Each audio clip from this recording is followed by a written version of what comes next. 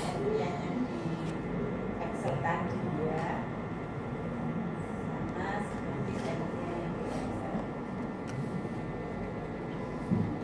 Datanya di slide terakhir itu. Datanya di slide terakhir itu. Apa? Datanya di slide terakhir itu. Heeh. Oke, ini saya kopas ya. Saya punya, karena itu saya kopas. Saya nggak punya berarti di entry ya. Ini ada nomornya, saya ikutkan. Walaupun sebetulnya tidak harus saya ikutkan sampai nomornya ya.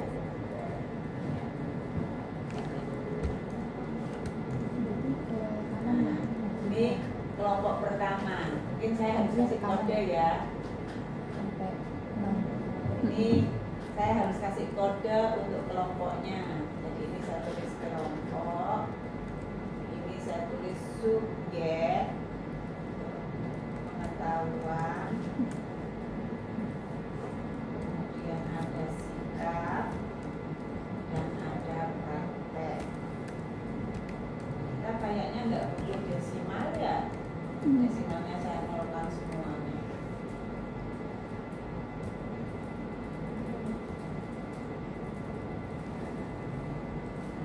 Ini kira-kira datanya.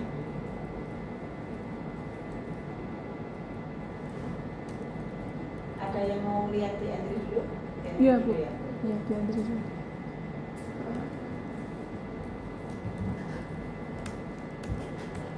Nanti kalau sudah semua, saya lanjutkannya. Ya.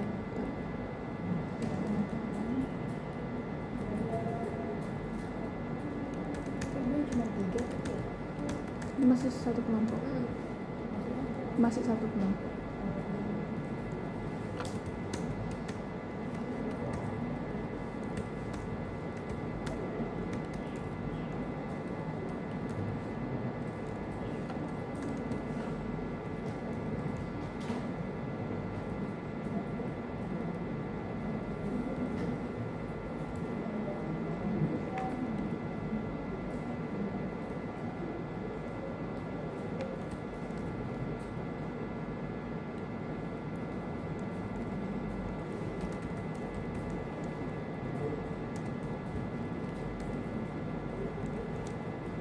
Atau ke bawah ya? Rupanya ke bawah. Soalnya kalau ibu lihat telurnya itu satu, berarti buahnya 2 gitu. Oh. Soalnya di kirinya ada kelompok gitu. Yes.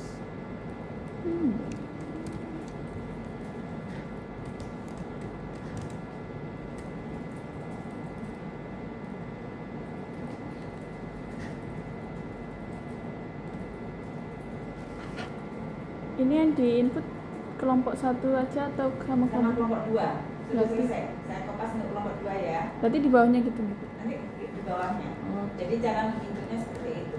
Jadi ini saya ambil untuk kelompok 2. Ini kan kelompok 2 saya ini ya. Ya. Saya ambil, saya copy,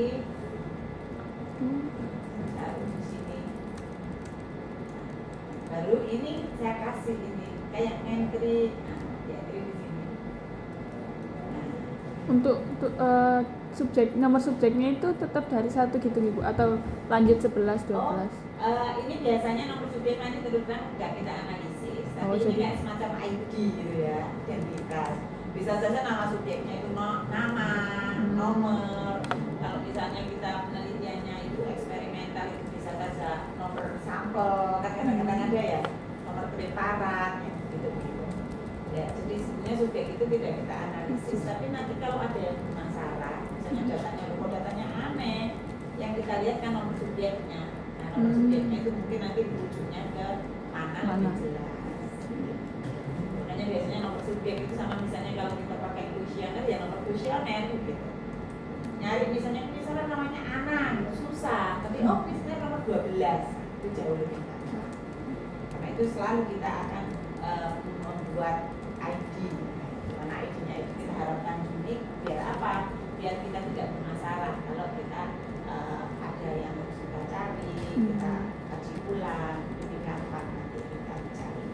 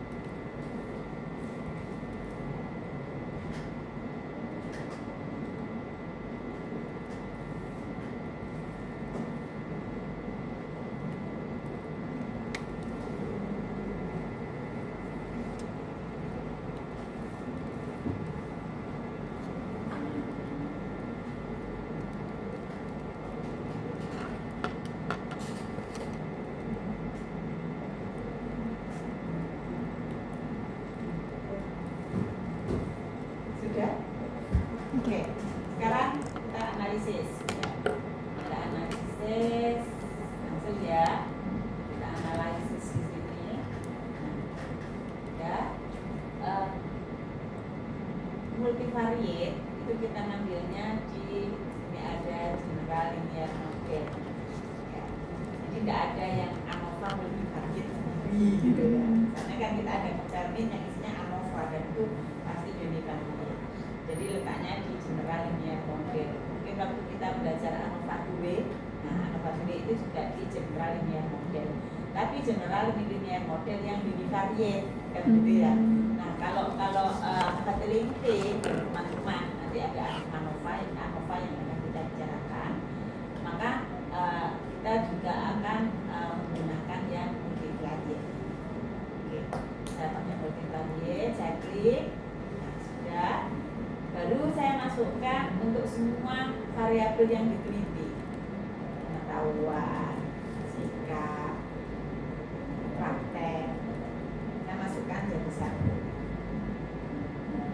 Setelah saya masukkan jadi satu, baru saya menggunakan kelompok untuk di fix faktornya. Saya pakai kelompok untuk di fix faktor. Oke, setelah itu coba kita oke saja ya. Ini harusnya perintah standar gitu. Nanti kalau butuh tambahan-tambahan ya mungkin kita akan lihat di sampingnya. Ini kita oke saja ini dulu. Ya, saya oke.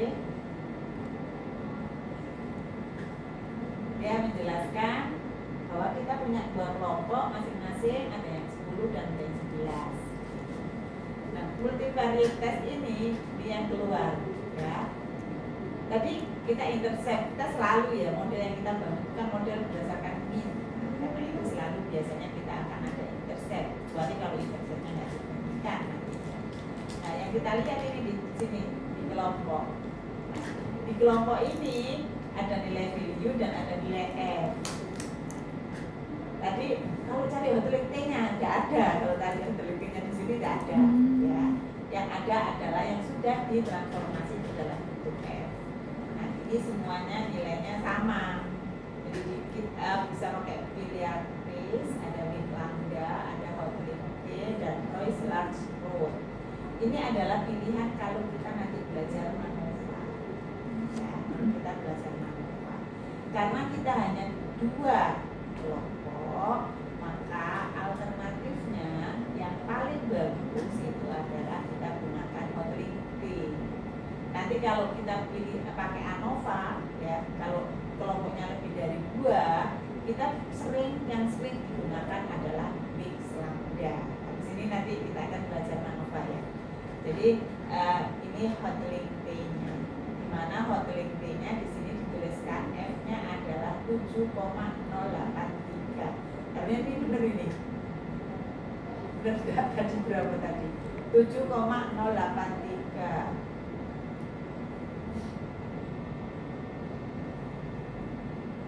Benar ya? Itu lumayan ya. Ya misalnya hitungnya sama-sama komputer ya. Kalau kita hitung kalkulator berbeda.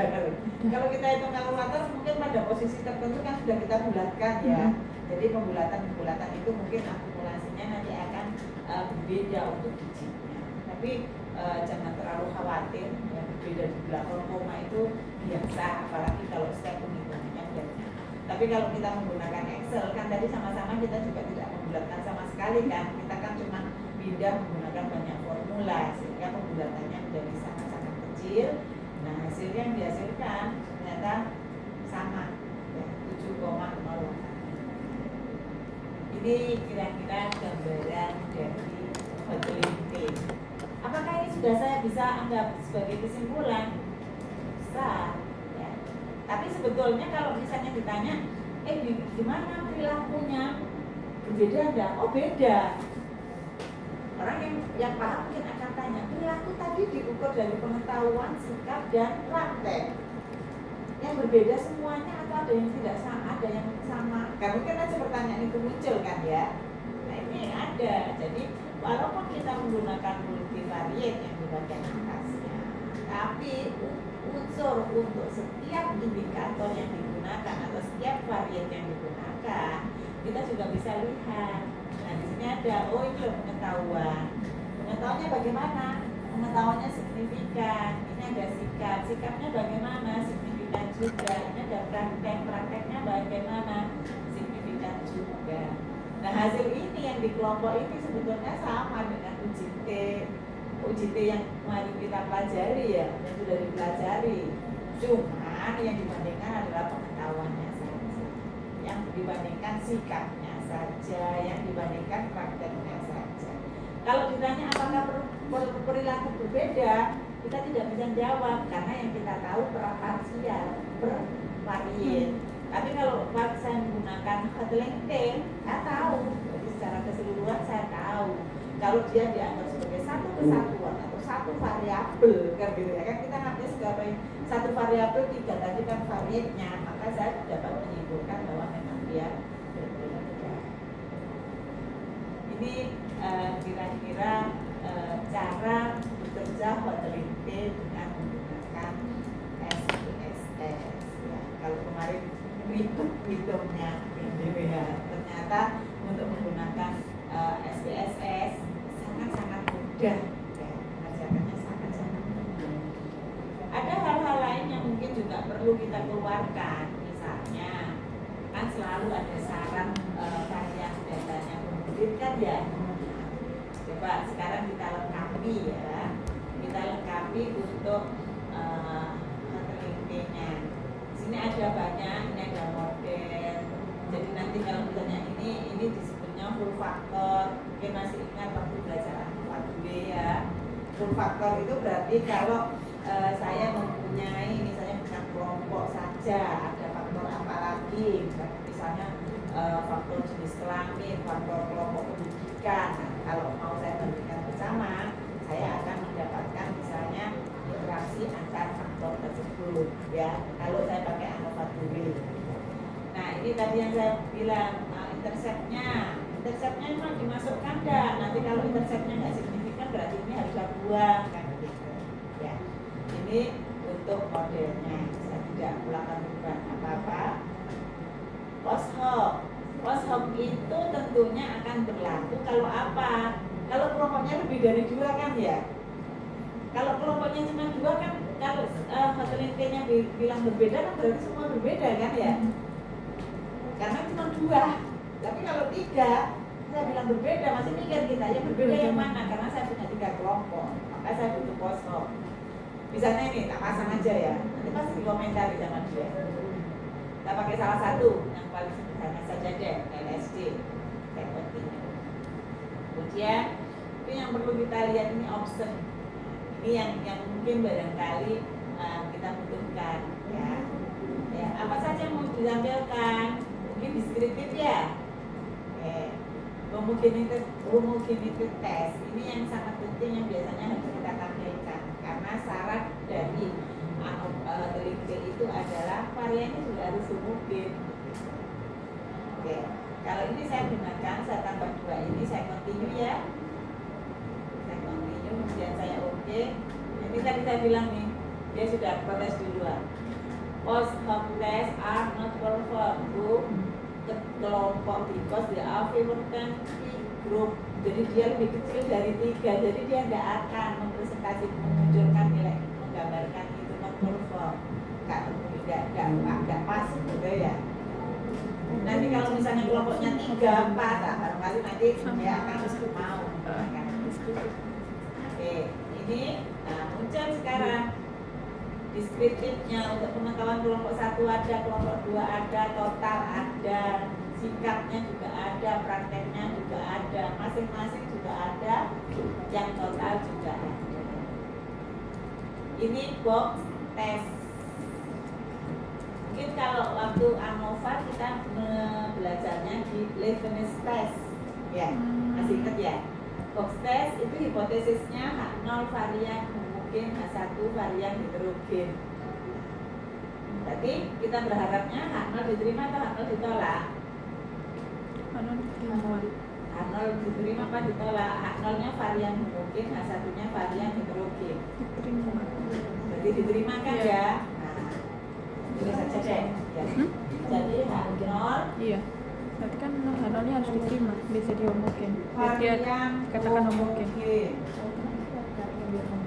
H1-nya varian heterogen.